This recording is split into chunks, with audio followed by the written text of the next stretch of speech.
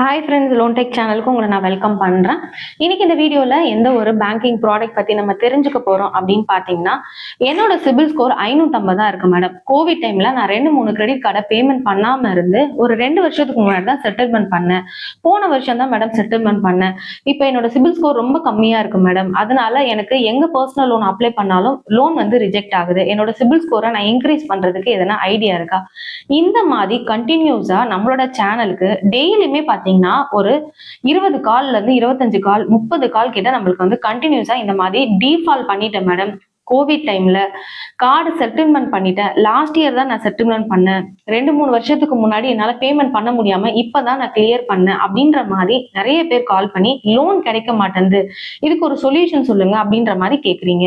So உங்களுக்கான video தான் இந்த வீடியோவை ஸ்கிப் பண்ணாம ஃபுல்லா பாருங்க. நம்மளோட சேனல்ல இதான் ஃபர்ஸ்ட் டைம் பாக்குறீங்க அப்படின்னா சப்ஸ்கிரைப் பண்ணாதவங்க சப்ஸ்கிரைப் பண்ணிக்கோங்க. பெல் பட்டன் இருக்கும், அதையும் ஆக்டிவேட் பண்ணிக்கோங்க. அப்பதான் நான் போடுற இந்த மாதிரி பேங்கிங் அப்டேட் வீடியோ எல்லாமே உங்களுக்கு நோட்டிபிகேஷன்ல வரும். ஸோ ஆஃப்டர் செட்டில்மெண்ட், ஆஃப்டர் கோவிட்டுக்கு டைம்ல டிலே பேமெண்ட் பண்ணி டிபிடிஸ் பண்ணி, அதாவது பேமெண்ட்டே பண்ணாம இருந்து 2 வருஷம் 3 வருஷம் கட்டாம இருந்து செட்டில்மெண்ட் போய் ஒரு லோனை வந்து நம்ம செட்டில்மெண்ட் பண்ணிட்டோம், ஒரு கிரெடிட் கார்டை வந்து நம்ம செட்டில்மெண்ட் பண்ணிட்டோம். அதுக்கப்புறம் வந்து எனக்கு வந்து சிபில் ஸ்கோரும் ரொம்ப அடி வாங்கிடுச்சு. ஸ்கோர் வந்து பாத்தீங்கன்னா 600க்குள்ள தான் இருக்கு, 610 தான் இருக்கு, 580 தான் இருக்கு. இப்ப இதை எப்படி மேடம் நான் இன்க்ரீஸ் பண்றது?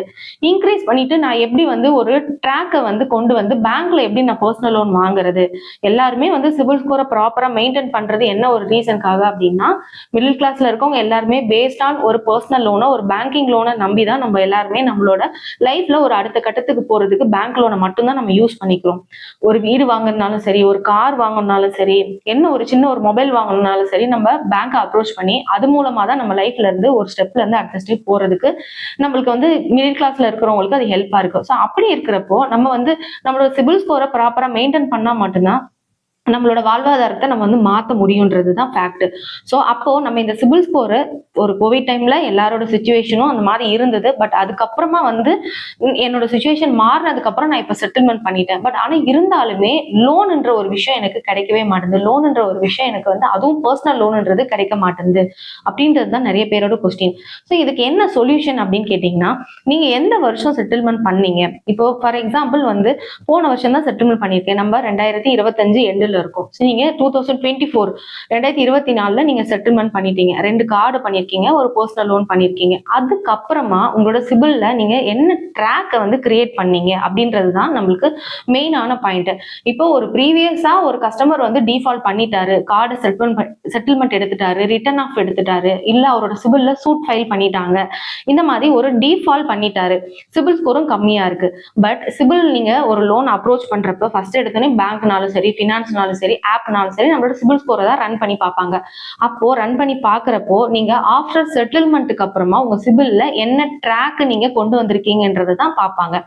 என்ன ட்ராக் மேடம் கொண்டு வருது? நான் தான் செட்டில்மெண்ட்ல இருக்கேன், எனக்கு எங்கேயுமே லோன் வர மாட்டேங்குது, நான் என்ன ட்ராக் கொண்டு வருது அப்படின்னு கேட்டீங்கன்னா, நான் சொல்ற இந்த 3 விஷயத்த மட்டும் நீங்க ஃபாலோ பண்ணுங்க. உங்களோட ட்ராக்கை நீங்க 1 இயர்ல உங்களோட சிபில்ல நீங்க கிளியர் பண்ணி நீங்க தாராளமா பேங்க்குக்கே நீங்க லோன் அப்ளை பண்ற ஒரு கஸ்டமரா, பேங்க்ல நீங்க லோன் எடுக்கிற கஸ்டமரா நீங்க தாராளமா மாறிடுவீங்க.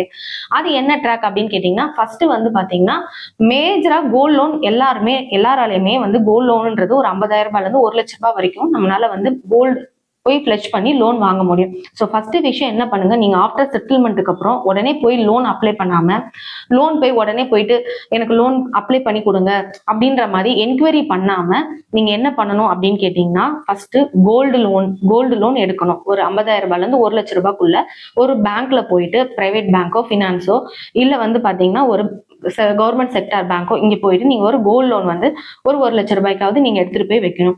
ஸோ அந்த கோல்டு லோன் வச்சுட்டு அப்படியே விட்டுட்டு ஒரு வருஷம் ஃபுல்லா வட்டி கட்டாம அந்த வருஷம் முடியறப்ப போய் இன்ட்ரெஸ்ட் அமௌண்ட் ஃபுல்லா கட்டுறது பண்ணக்கூடாது. அந்த கோல்டு லோன் 1 லேக் வைக்கிறீங்கன்னா அந்த 1 லேக்குக்கு நீங்க பர் மந்த்துக்கு என்ன இன்ட்ரெஸ்ட்னு அந்த பேங்க்ல கேட்டு அந்த இன்ட்ரெஸ்ட் அமௌண்ட்டை மந்த் ஆன் மந்த் நீங்க பேமெண்ட் பண்ணணும். இது ஃபர்ஸ்ட் விஷயம். இது ஒரு 6 மாசம் கண்டினியூஸா பண்ணுங்க. ரெண்டாவது பாயிண்ட் என்ன அப்படின்னு பாத்தீங்கன்னா, இப்போ ஆல்மோஸ்ட் எல்லா பேங்க்லயுமே எஃப்டி பேஸ் பண்ணி கிரெடிட் கார்டு கொடுக்குறாங்க. ஃபிக்ஸட் டெபாசிட் பேஸ் பண்ணி உங்களுக்கு கிரெடிட் கார்டு கொடுத்துட்டு இருக்காங்க.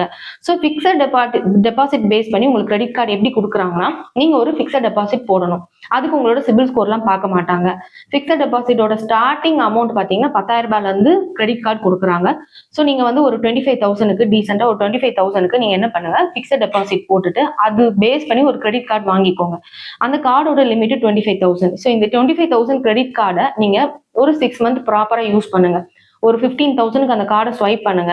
ஸோ 15,000க்கு பேமெண்ட் பண்ணுங்க. அகைன் ஒரு 10,000க்கு கார்டை யூஸ் பண்ணுங்க. 10,000 பேமெண்ட் பண்ணுங்க. 22,000க்கு கார்டை யூஸ் பண்ணுங்க, பேமெண்ட் பண்ணுங்க. இந்த மாதிரி அந்த கார்டை வந்து ப்ராப்பரா ஒரு 6 மந்த் யூஸ் பண்ணி அந்த சிபில்ல உங்களோட இந்த கிரெடிட் கார்டோட டிரான்சாக்ஷன் ஒரு 10 மாசம் ஒரு 6 மாசம் காட்டுங்க. இது 2வது பாயிண்ட். 3வது பாயிண்ட் என்ன அப்படின்னு கேட்டீங்கன்னா, ஒரு சின்னதா ஆப் லோன். சின்னதானா அதுக்குன்னு 500 ரூபாய் எம் பேக்கெட்ல கொடுக்குறாங்களே அந்த லோன் உங்களை எடுக்கக்கூடாது. அந்த லோன் எடுக்காதீங்க. மோஸ்ட்லி வந்து பாத்தீங்கன்னா இந்த எம் பேக்கெட்ல லோன் எடுத்தாலே டைரக்டா உங்களோட அப்ளிகேஷன் பர்சனல் லோன்ல டிக்ளைன் ஆயிடும். ஸோ அதை நீங்க அவாய்ட் பண்ணிடுங்க. குறைஞ்சது ஒரு 15,000 ரூபாய், ஒரு 20,000 ரூபாய் இந்த மாதிரி ஆப் லோன்ஸ் எடுங்க. அதுக்குன்னு எக்கச்சக்கமா நீங்க ஆப் லோன் எடுக்க சொன்னீங்களா அப்படின்ட்டு கண்ணா பண்ணான்னு ஒரு 10-15 ஆப் லோன் எடுக்காதீங்க. டீசெண்டா ஒரு 2ல இருந்து 3 ஆப் லோன் எடுத்து அது இஎம்ஐ போடுங்க. 3 மந்த்தோ இல்ல 6 மந்த்தோ இஎம்ஐ போட்டு அதை ப்ராப்பரா பே பண்ணுங்க. இந்த மாதிரி ஆஃப்டர் செட்டில்மெண்ட்டுக்கு அப்புறம் உங்க சிபில்ல நீங்க ட்ராக்கை கிரியேட் பண்ணணும். ட்ராக்கை நீங்க கிரியேட் பண்ணீங்கன்னா மட்டும்தான் உங்களுக்கு நீங்க டிஃபால்ட் பண்ணதுக்கு அப்புறமா இந்த கஸ்டமர் பினான்சியலா ஸ்டெடி ஆயிட்டாரு, இவர் கோல்டு லோன் வச்சிருக்காரு, அதோட interest month on month pay பண்றாரு, எஃப்டி பேஸ் பண்ணி ஒரு கிரெடிட் கார்டு யூஸ் பண்றாரு அப்படின்றது அந்த கார்டோட டிரான்சாக்ஷன் ஒரு 6 மந்த் பேமெண்ட் கரெக்டா போயிட்டு இருக்கு. பிளஸ் வந்து சின்னதா ஆப் லோன் வாங்கி கரெக்டா பேமெண்ட் பண்ணிட்டு இருக்காரு. இப்போ இந்த கஸ்டமர் பினான்சியலா ஸ்டெடி ஆயிட்டாருன்றது ஃபர்ஸ்ட் விஷயம். 2வது உங்களுக்கு சிபில் ஸ்கோர் ஆட்டோமேட்டிக்கா இன்க்ரீஸ் ஆக ஆரம்பிக்கும். நீங்க கார்டு எஃப்டி பேஸ் பண்ணி கிரெடிட் கார்டு வாங்குறீங்க இல்லையா, அந்த கார்டு நீங்க 6 மந்த் ப்ராப்பரா யூஸ் பண்ண மந்த் ஆன் மந்த் உங்களோட சிபில் ஸ்கோர் இன்க்ரீஸ் ஆயிட்டே போயிட்டு இருக்கும். இதுக்கு இடையில நீங்க பண்ண வேண்டிய ஒரு முக்கியமான விஷயம் என்ன அப்படின்னு கேட்டீங்கன்னா, எங்கேயுமே லோன் அப்ளை பண்ணாம இருக்கிறது. நான் சொன்னது ஆப் லோன் நீங்க ட்ரை பண்ணலாம். அதுவும் 1-2 ட்ரை பண்ணிட்டு அது வந்ததுன்னா நீங்க எடுத்துக்கலாம்.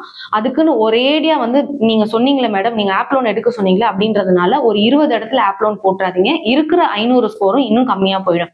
என்கொயரினால என்ன ஆகும்னு பாத்தீங்கன்னா உங்களோட ஸ்கோரும் கம்மியாகும். இன்னும் நீங்க வந்து கிரெடிட் ஹிஸ்டரியில வந்து இன்னுமே இவர் வந்து மணி நீடடா தான் இருக்காரு அப்படின்ற மாதிரி என்கொயரி நிறைய இருந்ததுன்னா உங்க அப்ளிகேஷன் அகைன் டிக்ளைன் ஆகும். ஸோ அதனால நீங்க பண்ண வேண்டியது இந்த 3 விஷயங்களை ஃபாலோ பண்றப்ப ஃபர்ஸ்ட் விஷயம் நீங்க லோன் என்கொயரி போடுறத அவாய்ட் பண்ணணும்.